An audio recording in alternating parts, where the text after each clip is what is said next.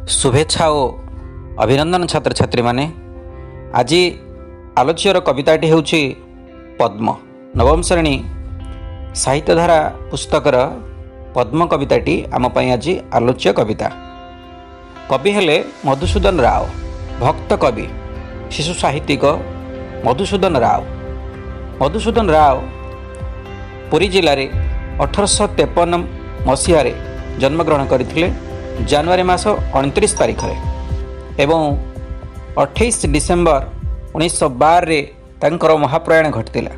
सेथिले आधुनिक ओडिया साहित्यर तथा राधानाथ युगीय अन्यतम स्रष्टा, गीति कविता प्रबंध अनुवाद शिशु साहित्यर रचयिता भाव से विशेष समानास्पद एवं ब्राह्मधर्म ग्रहण पर तांको कवितार आत्मिक विभव परिवर्तन लक्ष्य करागले मध्य उपनिषदीय भावधारा ता भितर उपलब्धि करी हुए। ओडिया प्रबंध और शिशु साहित्य को तांकर अवदान अतुलनीय। मोटामोटी भाव जड़े सफलकार शिशु साहित्यिक से एवं तांको लेखारे ईश्वर भक्ति, रहस्यवादी चिंताधारा और सर्वोपरि जीवनवादी भावधारा फुटी उठिता एवं तांको कविता गुड़ी को ए सब चिरंतन मूल्यबोध उद्दीमंत करिछि। तांकर कवितावली, छंदमाला, कुसुमांजलि, बसंत गाथा, प्रबंधमाला, वर्णबोध एगुड़िक सब तांकर ओडिया साहित्य को अनवद्य सृष्टि, अनवद्य कृति, अनवद्य अवदान एवं ए अमूल्य अवदान रु जना पड़े से बेस सुसाहित्यिक थिले एवं तांकर प्रबंधमाला पुस्तक पठन कले जना पड़े ए उल्लेखनीय सृष्टि साहित्य जगत को कि अमूल्य अवदान। ए प्रबंधमाला पुस्तक तांकर प्रकाश पाई 1880 मसीह जहाँकि एक उल्लेखनीय सृष्टि, अनवद्य सृष्टि। भक्त कवि मधुसूदन रावंकर केतोटी उद्धृति मने पड़ी जाए। से कहिछंती जन्मभूमि कवितार से कहिछंती, तुही माँ जन्मभूमि पवित्र भारत भूमि, तोहर संतान आम्भे अटू सरवे, तोर श्री चरण सेवा पाई मन प्राण देवा, गाइबा तोहर नाम आनंद रवे, तो आनंदे होई बा सुखी, कांदीबा दुखरे तोर होईण दुखी। चोखी छंदरे सुंदर भाव रे याको आमे गान करि परिबा। शंकराभरण छंदरे मध्य से कहिछंती, हे आनंदमय कोटि भुवन पालक, अधम क्षम मुहि अवध बालक, ज्ञान दाता भगवान, दियो मते शुभ बुद्धि दियो दिव्य ज्ञान। शंकराभरण छंदरे आमे याको गान करि। शरत कवितारे से मध्य कहिछंती, खंड खंड धला मेघ सुनील अंबरे, भासइब इत यथा नील समुद्र रे। उपमालंकार देला बेले आमे कहि थाउ। त्रिरत्न कविता पिलामानकर त्रिरत्न कविता पढ़ा जाए छोट पिलामानकर, सेतरे मध्य से कहिछंती, विद्या हटई महाधन बालके कर उपार्जन, ए विद्या हटई महाबल से बले जीर्ण भूमंडल, विद्या हटई महामित्र से संगे हुओ हे पवित्र।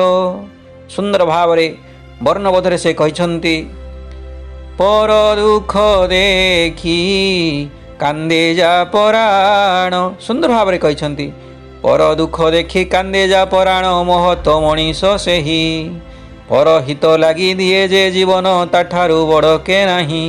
सुंदर भाव से कहिछंती। 12 मास 6 ऋतु कथा में जानिछंती, ग्रीष्मेव शाख ज्येष्ठ मास प्रचंड रौद्र प्रकाश वर्षारे आषाढ़ श्रावण मेघ बरसे घन घन ये भाव शेष से कहते 12 मासर कथा यही शुण बालके मन देई सुंदर उद्धृति तांकर। तेबे आज ये आलोच्य पद्म कविता तांकर छांदमाला पुस्तक गृहीत। ई पद्म कवितारे दुईटी कथा उल्लेखयोग्य सौंदर्यबोध ईश्वरानुभूति। प्रथमे सौंदर्यबोध पद्म जातीय फूल जहाँ आम जातीय फूल पद्म कहू पद्म को देखी तार सौंदर्य को उपलब्धि करिछंती से एवं तार शरीर तार रंग तार गढ़ण तार गठन तार रूप रे से विभोर होइछंती। तेणु एतरु सौंदर्यबोध जना पड़ी थाए।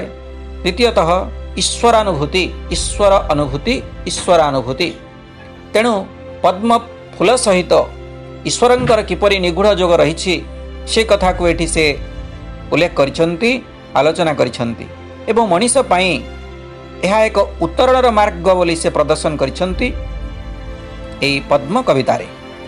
ताले प्रथम पद आमे प्रथम 4टी पद को आलोचना करिबा। प्रथमे कविता आवृत्ति करिबा।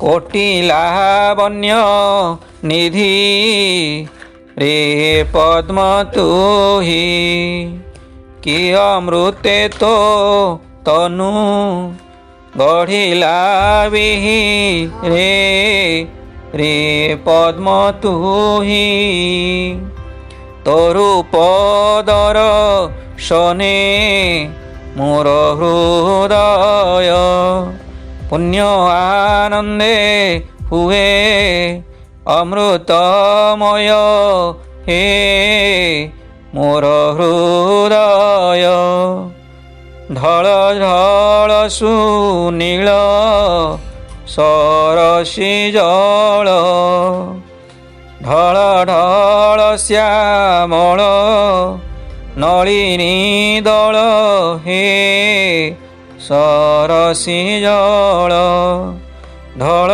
ढल भास्कर रश्मि उज्ज्वल तामधे ढल ढल तुही कमल हे तुही कमल हस हस बदने हरस भरे अनाई रही अछु तु देवा करे जे हरस भरे तो मुखे ज्योति धारा से दिवा कर ढालई अविरल आरे पुष्कर रे से दिवा कर।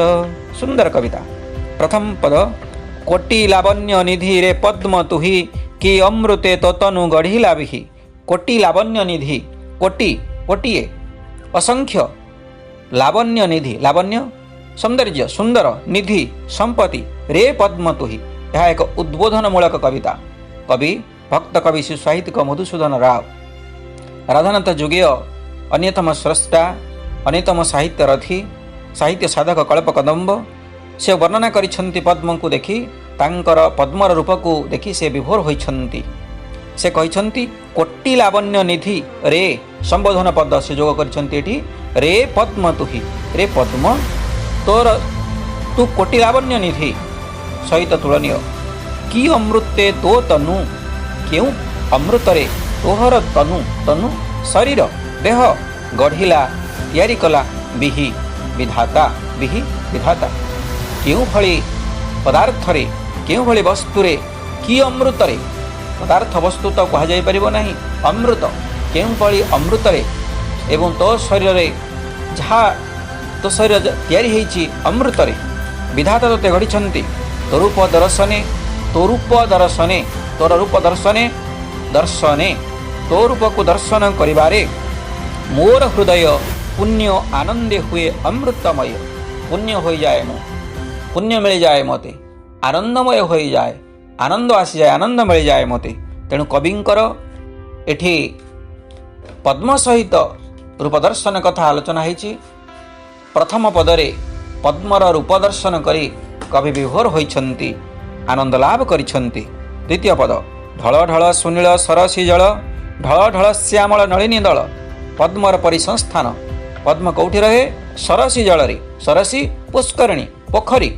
ତେଣୁ ସରସୀ ଜଳରେ ଢଳ ଢଳ ସୁନୀଳ, ଜଳର ରଙ୍ଗ, ଜଳ ଢଳ ଢଳ ଦେଖାଯାଉଛି, ଜଳ ରଙ୍ଗହୀନ, ଜଳ ସ୍ୱାଦହୀନ। ମାତ୍ର କବିଙ୍କର କବିତା ସମ୍ପୂର୍ଣ୍ଣ ଭିନ୍ନ। ସେ କହିଛନ୍ତି ସରସୀର ଜଳ ଢଳ ଢଳ ଏବଂ ସୁନୀଳ, ନୀଳଯୁକ୍ତ ନୀଳବର୍ଣ୍ଣ। ଇଏ ହେଉଛି କବିଙ୍କର କାବ୍ୟିକ ପରିଭାଷା।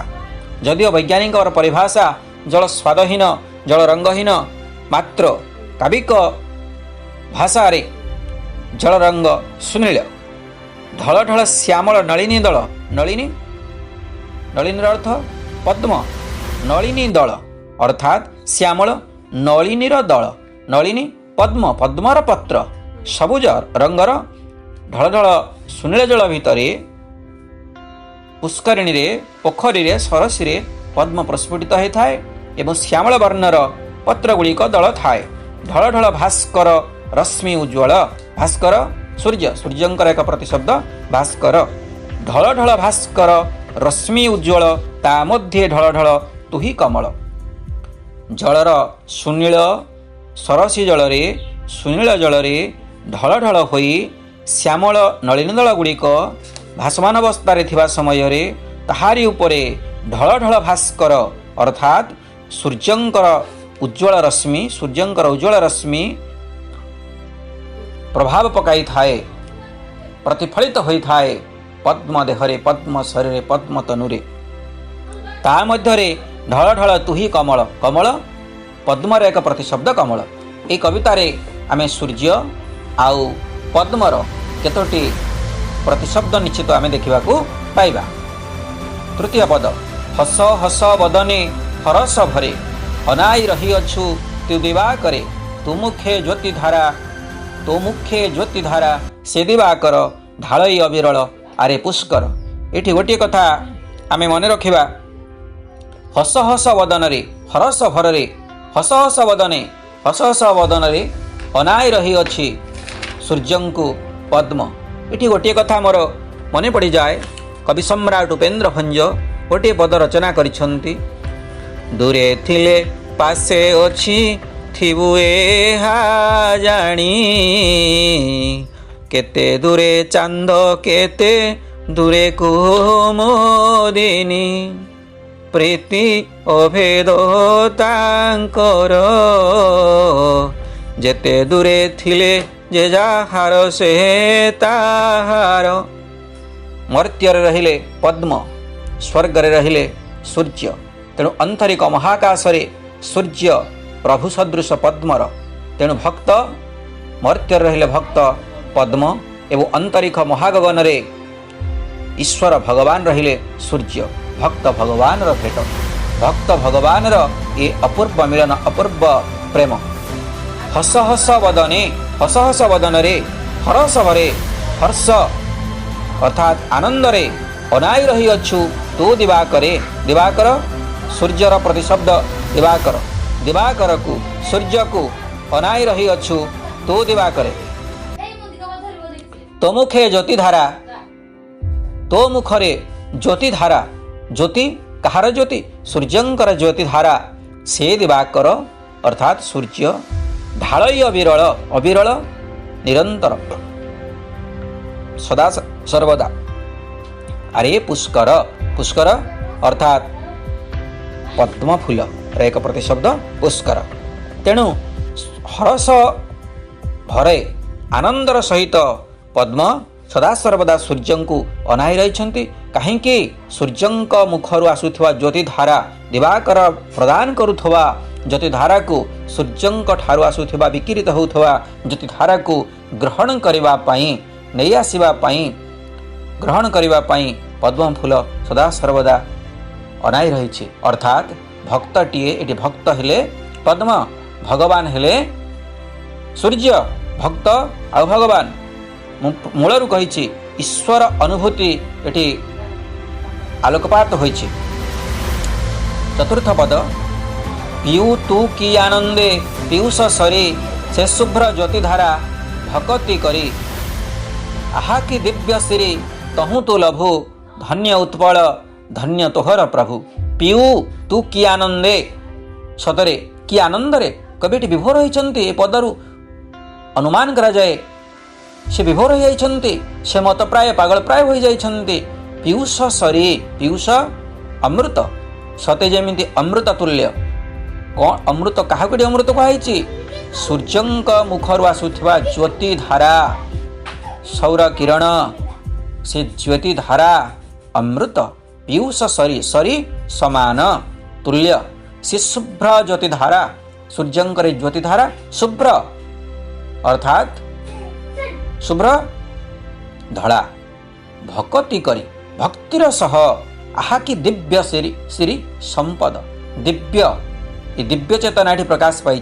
ये दिव्य श्री ये दिव्य सुख दिव्य आनंद दिव्य संपद दिव्य श्री कौन दिव्य श्री ज्योति धारा सूर्यंकर ज्योति धारा एक संपद जहाँ को दिव्य श्री कहा तहु तू लभु तू पद्म लभु लाभ करू पद्म लाभ करे सूर्यंक ठार आसुवा दिव्य श्री ज्योति धारा को धन्य उत्पल धन्य बोले कहागला धन्य धन्य रे पद्म धन्य